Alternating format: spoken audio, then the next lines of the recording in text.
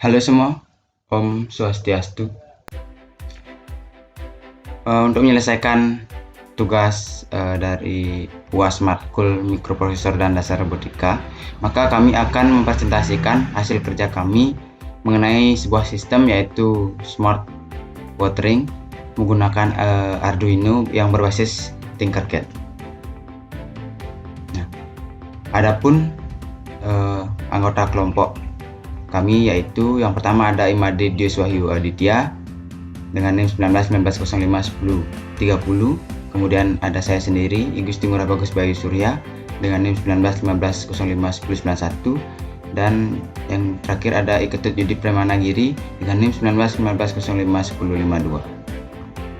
Nah, sebelum memulai penjelasan mengenai masing-masing komponen, adapun alasan yang melatar belakangi kami menyusun sistem Smart Watering ini, yaitu dimana di era kemajuan teknologi ini bukan hal yang tidak mungkin lagi untuk menciptakan sebuah sistem, sebuah inovasi baru menggunakan sistem pintar atau smart.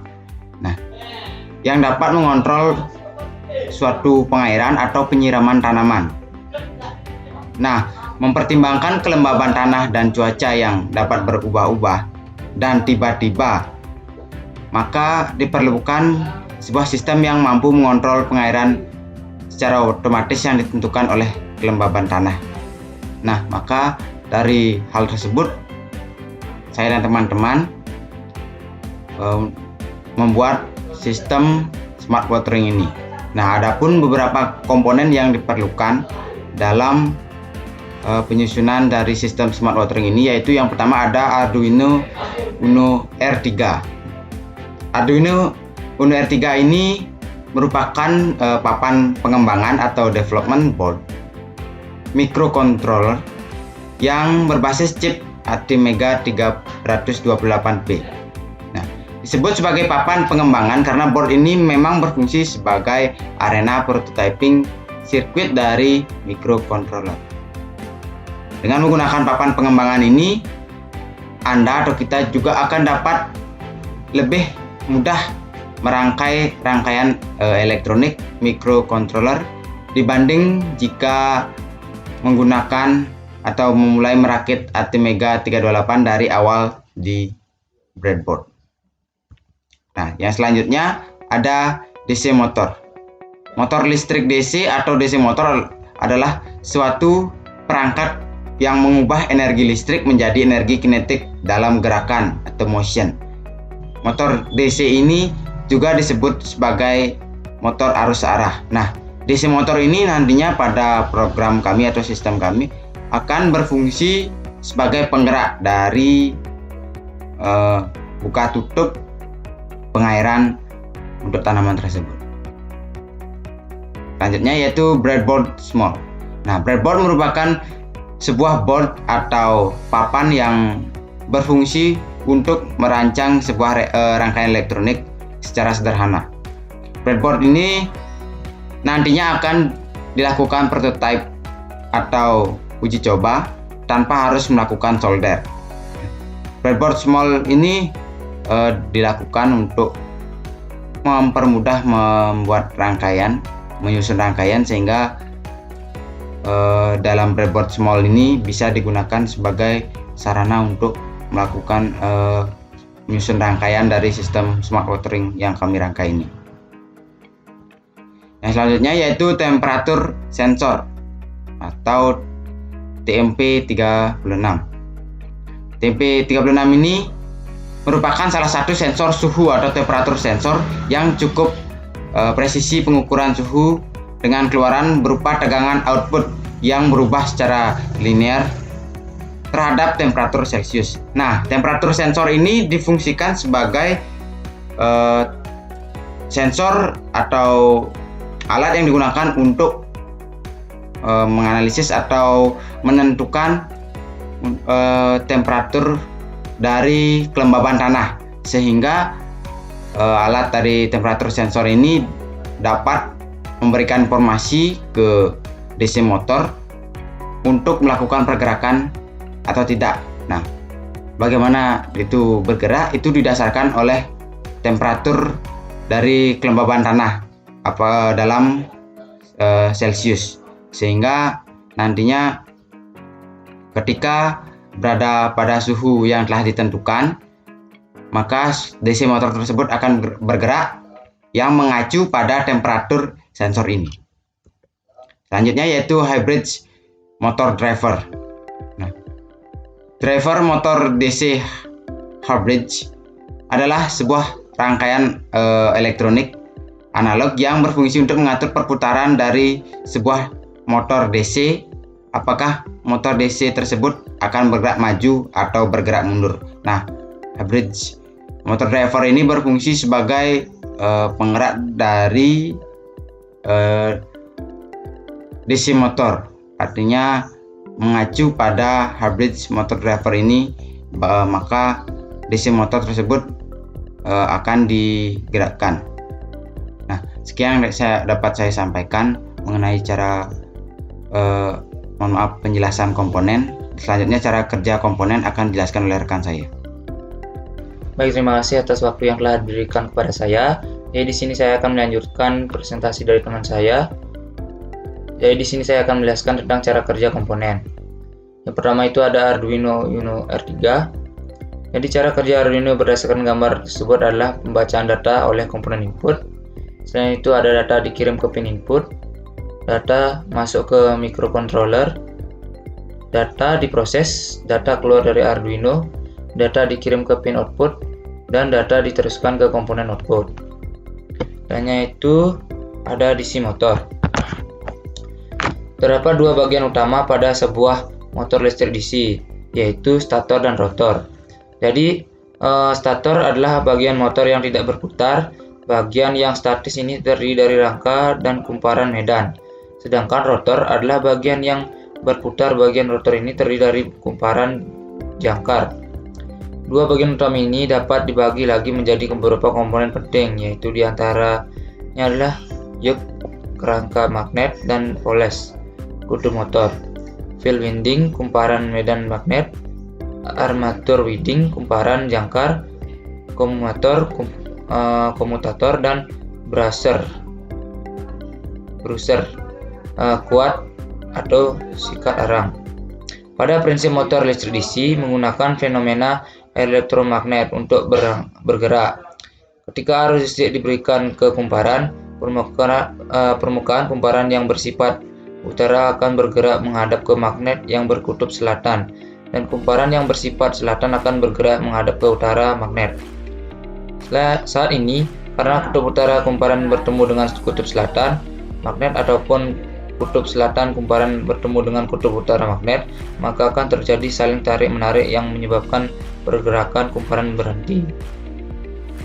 Nah, itu ada breadboard. Secara singkat, papan breadboard bisa dideskripsikan sebagai papan yang memiliki lubang koneksi berdasarkan pola tertentu untuk menghubungkan antara satu lubang dengan lubang yang lain. Maka di bagian bawah lubang tersebut terdapat logam konduktor listrik yang diposisikan secara khusus. Ini berguna untuk memudahkan pengguna dalam membuat rangkaian. Nah, di sini sudah terlihat bahwa terdapat beberapa warna di breadboard. Jalur warna merah digunakan untuk menempatkan pin 5 volt atau kutub positif dari Arduino untuk dihubungkan ke kutub positif komponen lainnya. Selanjutnya ada jalur warna biru digunakan untuk menempatkan pin GND atau kutub negatif dari Arduino untuk dihubungkan ke kutub negatif komponen lain. Jalur warna hijau digunakan untuk menempatkan pin digital dari Arduino untuk dihubungkan ke komponen lainnya. Selanjutnya itu ada temperatur sensor atau TMP3.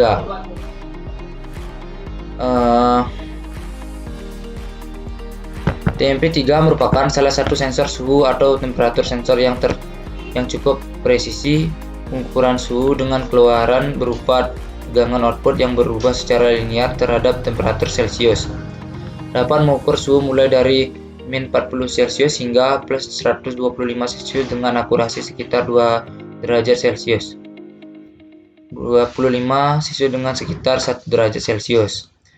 Nah, jadi menggunakan TMP SP36 mudah, cukup sambungkan pin kiri ke daya 2,7 sampai 5,5 volt dan pin kanan ke ground. Maka pin tengah akan memiliki tegangan analog yang berbanding lurus atau linear terhadap suhu. Tegangan analog tidak bergantung pada cara satu daya. Hanya ada hybrid motor driver. Jadi rangkaian hybrid sederhana merupakan suatu rangkaian elektronik yang menggunakan transistor, yang mana biasa digunakan untuk driver kendali arah putaran motor. Disebut dengan nama hybrid karena konfigurasi transistor penyusunan seperti membentuk huruf H. Transistor tersebut digunakan sebagai switching sehingga nantinya memungkinkan motor untuk dapat berputar searah dengan jarum jam clockwise atau berlawanan dengan arah jarum jam. Karena dalam penerapan rangkaian sederhana, hybrid menggunakan transistor, maka terlebih dahulu akan dijabarkan sedikit penjelasan tentang komponen tersebut. Prinsip kerja dari rangkaian ini adalah menggunakan polaritas sumber tegangan dengan memainkan 4 buah transistor sebagai komponen utamanya. Selain itu, menggunakan pula potensiometer untuk mengatur trigger yang akan dikirimkan dan dilaksanakan. Baik, penjelasan selanjutnya akan dijelaskan oleh teman saya. Terima kasih. Baik, perkenalkan di sini nama saya Mandiri Suhaya Aditya. Nah, di sini saya akan menjelaskan tentang cara kerja sirkuit dari smart watering. Nah, pada rangkaian di sini ada beberapa komponen. Nah, yang pertama, cara kerjanya dimulai dari sensor temperatur yang akan mendeteksi kelembaban tanah, yaitu berupa suhu. Nah, nanti suhu tersebut akan diteruskan pada pin A1 dan diproses pada microcontroller. Ketika kondisi terpenuhi, maka microcontroller akan mengalirkan arus ke average motor driver, dan nantinya akan menghidupkan DC motor sehingga pompa air di sini dapat menyala. Nah, untuk kodenya ini untuk yang tipe blok, dan ini untuk yang dalam bahasa C++. Nah, di sini pada awal kode kita definisikan dulu sebuah tipe data integer, yaitu temperature value 0. Nah, setelah itu kita juga inisiasi pin mode A1 sebagai input dan pin mode 5 yang berada di sini sebagai output, dan juga pin mode 10 yang nanti mengontrol hybrid motor driver. Nah, untuk di sini temperatur ini untuk mencetak indikator suhu pada monitor. Nah, dan di sini ada sebuah percabangan. Nah, di sini dimana kondisi yang saya sebutkan tadi, dimana jika temperatur value-nya itu di bawah 28, maka di digital rate pada pin 5 dan 8 akan di set high sehingga